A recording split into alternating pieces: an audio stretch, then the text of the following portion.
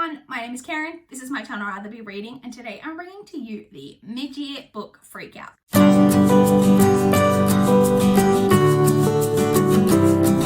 So the mid-year book freakout tag is a tag that almost everyone does on their channel at the halfway point throughout the year. A lot of people do it in June. I like to do it in July because I like to wait until at least halfway through the year, and we already have a cat interruption and I haven't even made it through the intro. You're such a pain in the butt. Get down for me, please. Thank you. So I, of course, am doing this. I limit my answers to the books that I've read in the months through January through the end of June. But it's the 11th of July, so there's not that many more books that I read outside of that. But anyway, let's just jump straight in and talk about the reading that's happened so far in 2020. So the very first question to just come in strong is, what is your favorite book that you've read so far in 2020? And I was actually shocked that I've only read 2 5-star reads.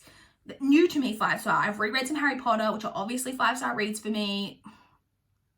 Separating the art from the artist. But I've actually only had 2 new to me 5-star, which I was actually surprised about. I didn't realize my numbers for this year were that low. Anyway, and so both of them, funnily enough, unsurprisingly for me, are books that deal with rape and rape culture. One fiction, one non-fiction. So I'm really splitting hairs here because I loved them both. But so I'm really just picked one out of a hat at this point, and I've gone for All the Rage by Courtney Summers. This is about a girl who is dealing with the aftermath of a rape and the way that she is treated in the small town that she lives in following that. And I really, really loved it. I thought it was really, really incredibly well done. Gave it 5 stars, obviously. So that's my favorite book that I've read so far this year. The second question is, what's the best sequel that you've read so far in 2020? I was actually surprised. I haven't read that many series this year. I've been continuing on in a lot of the series that I've been reading for forever. A lot of my long ongoing series like Stephanie Plum, Hercule Poirot, Harry Bosch, all of those. But I haven't read that many series outside of that so far this year. So my favorite sequel that I'm going with is Warrior Witch by Danielle L. Jensen, which is the 3rd book in the Malediction trilogy, the first book being The Stolen Songbird. This is the final book, and I really, really liked the way that this series wrapped up. I thought it was really well done. There were real consequences for things that had gone on. It wasn't all happy, and everyone all magically everything's just okay at the end after all of the, tumultuous things that have happened throughout the trilogy, and I really, really appreciated that. I thought it was a really well done finale. So that's my favorite sequel that I've read so far this year. Question 3 is a new release you haven't read yet but want to.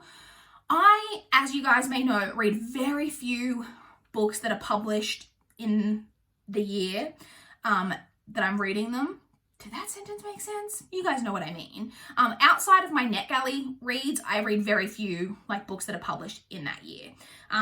And so for this one, I've gone with King of Crows by Libba Bray, which was published earlier this year. It is the 4th and final book in the Diviners series.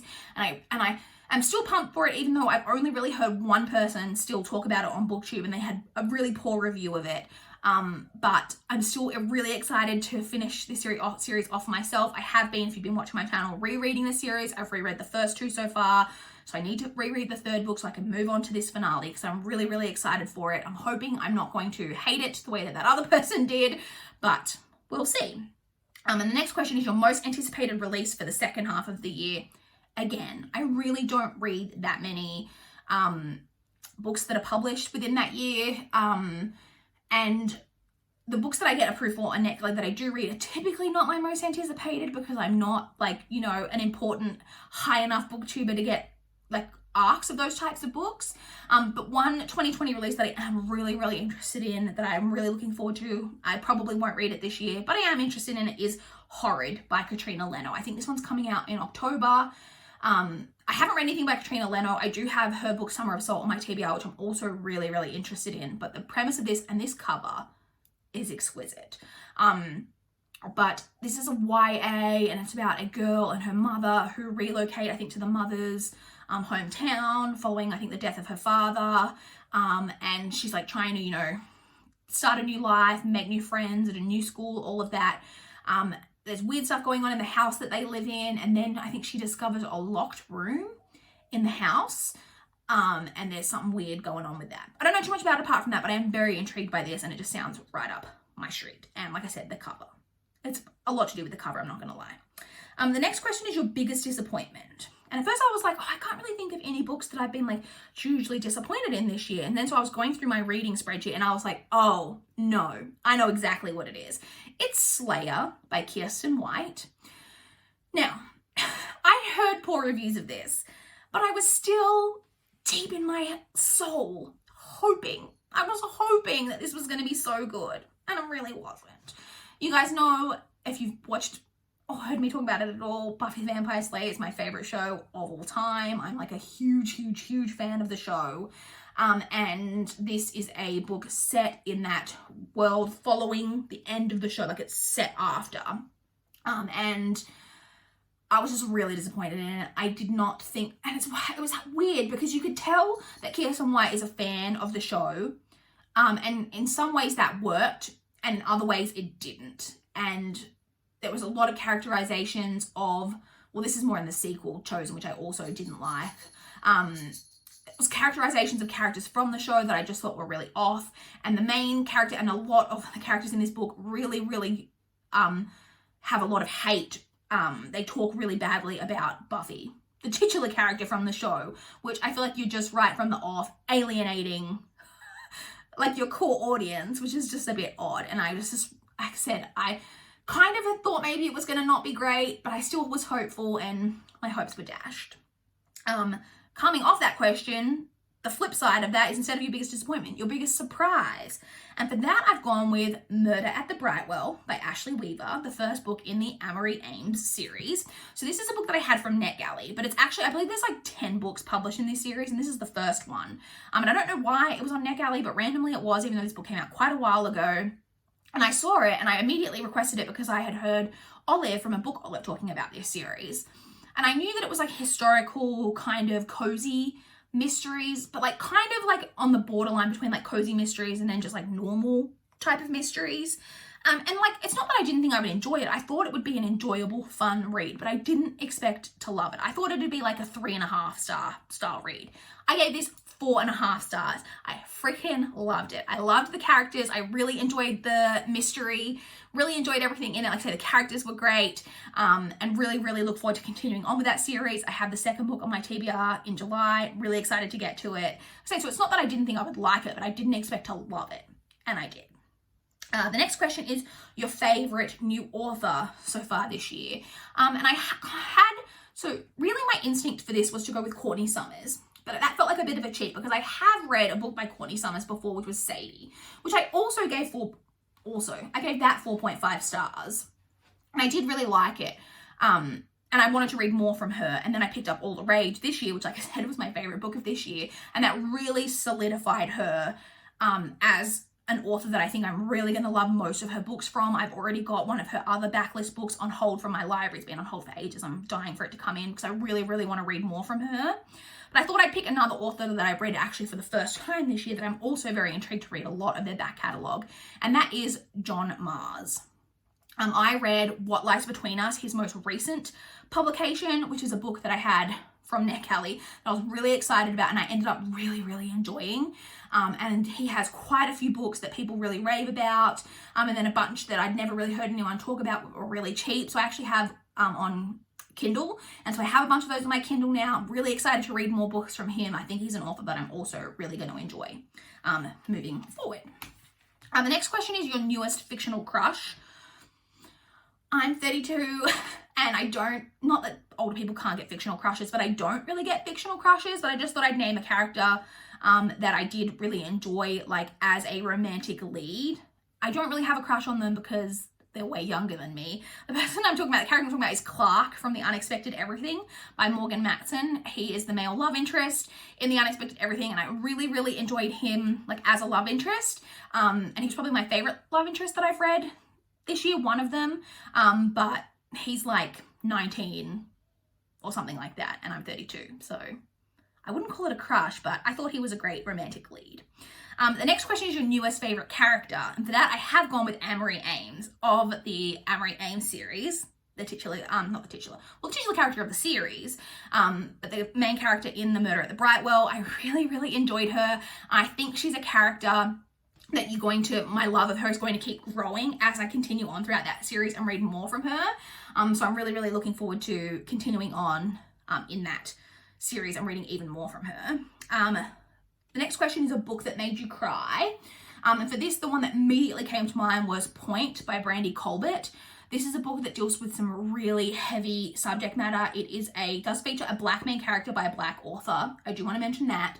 And it deals with a lot of statutory rape, pedophilia, sexual assault, a lot of themes around that, so be careful going into it. I thought this book was really, really well done, and I sobbed throughout like the last 100 pages of this. I was just crying the whole way through. So that's the one that immediately came to mind when I thought of a book that made you cry. The next question is a book that made you happy. And for that, I decided to go with I've Got Your Number by Sophie Kinsella. This was the book, again, that immediately came to mind, probably because I've read it quite recently. But it's one of those books that was just, it's not going to win any great literary prizes, but it was just fun to read. I was like, it's so like silly, quirky, like ridiculous rom-com-y type read that I was just like, you just read it with a smile on your face with all of the antics and shenanigans that the characters get into, and it was just a really fun time, and it did make me happy reading it. The next question is your favorite book to movie adaptation you've seen this year. And this was very easy to answer because right in January I watched Little Women, which I gave 5 stars. I thought it was an incredible movie adaptation. I am in my 30s, and as previously mentioned, and so I am a fan and have always been a fan of the 90s adaptation with Winona Ryder, and I've read the book previously, so I've always been a fan of Little Women. So I was really, really excited to see this adaptation, and I just thought it was really, really well done. Really loved it. So that's definitely the best adaptation I've seen this year. The next question is most beautiful book you've bought or received this year. And I actually haven't bought that many books physically this year. And so I had a quick look through. We've got another cat interruption. It's really just, no, you almost went for booty hole on camera, which is just not allowed. So I had a quick look through, and the cover, which I think is kind of not a standard choice that you would see most people use, but I love the colors on this cover, and that is, God, now I've got cat hair all over me. Us Against You by Frederick Backman. Purple is my favorite color, but one of my favorite aesthetics, if you will, is night skies, really night skies, like galaxy night sky type aesthetics. I really, really love. I often have that type of screensaver on my phone. I don't right now, but quite often I do. And I really it's really about the colors with the few little star elements, and say the purple kind of fading almost into this tealy blue of the lights of this kind of cityscape here. I just really think this is a pretty cover. Like I said, I didn't really have that many books that I purchased physically this year, so I had limited options, but I do think this is a really beautiful cover, and probably the most beautiful cover of any book that I purchased this year. And then the final question is, what books do you need to read by the end of the year? And like a lot of people, when they answer this question, it's everything, anything and everything. The main priorities, I guess, that I need to get to by the end of the year are books that I need to read for my goals. But I'm not going to talk too much about any of those because I will be doing a video coming up over the next week or so of my 2020 goals that I set and doing a mid-year check-in. So we'll talk a little bit about those books that I'd set specifically that I needed to read and whether or not I've got to them yet this year. And so we'll talk about that more in that video. And so that's really it. That was the final question. I would love to chat with you guys in the comments down below. If you've got any thoughts on any of my answers, you want to chat about what your best book of the year so far is, I would love to know. Please like this video if you liked it. Please subscribe if you want to see more from my channel. That is all I have for this video today. Bye guys.